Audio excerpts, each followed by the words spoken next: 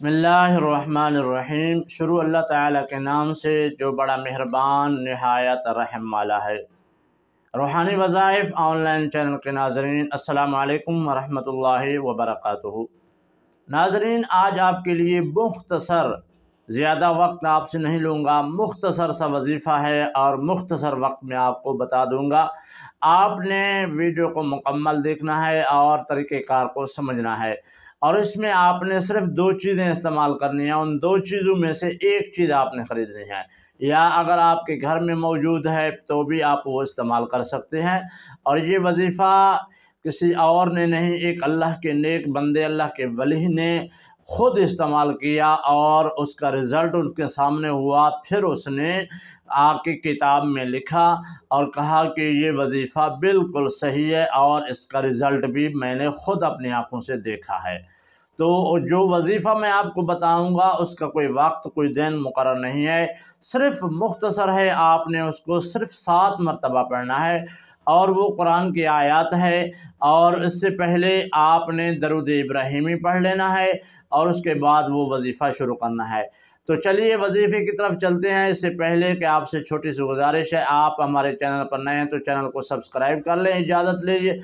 और उसके बाद दूसरी शर्त ये है कि आप कमेंट सेक्शन में अपना नाम और लाजिम लिखना। अगर कोई बेटी या मेरी बहन वजीफ़ा कर रही है तो नीचे वो अपने भाई का नाम, हस्बैंड का नाम, कोई नाम भी लिख सकता है मर्द का।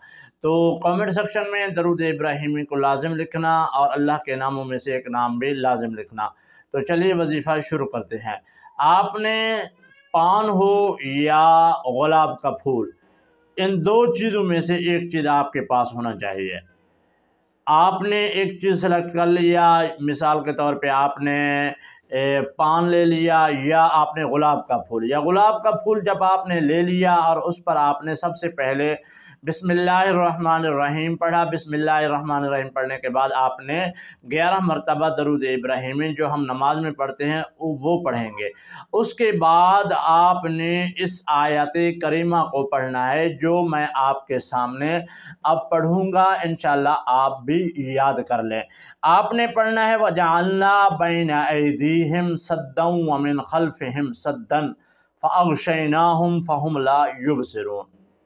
इसको आपने 7 मरतबा पढ़ना। कितने मरतबा?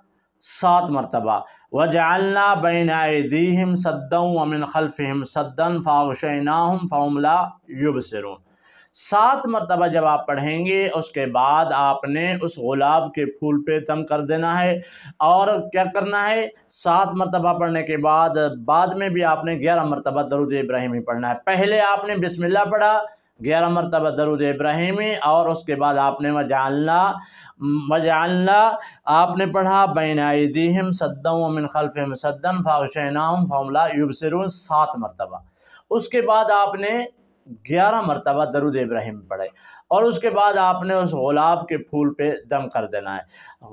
दम करने के बाद आपने उसको क्या करना है, अब किसी जानवर को, मिसाल के तौर पे आपके पास गाय है, भेड़ हैं, बकरियां हैं, बड़ा जानवर है, छोटा है, आपने हलाल जानवर में से किसी को भी खिला देना है।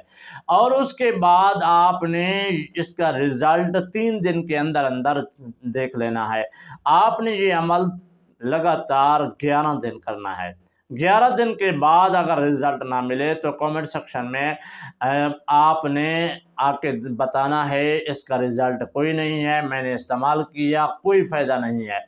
अगर रिज़ल्ट मिला तो आपने फिर कमेंट सेक्शन में आके सबको बताना है। डिस्क्रिप्शन में आप मुझसे फिर रब्ता भी कर सकते हैं, व्हाट्सअप का नंबर, टेलीग्राम का नंबर भी मौजूद है। ये वजीफ़ा किसने बताया, कौन था, वो आपको मैं नाम बताता हूँ। ये बताने वाले हैं सैयदना अमीर हैदर गोरवी मियाँ महरवी रहमतुल्लाह अलैह।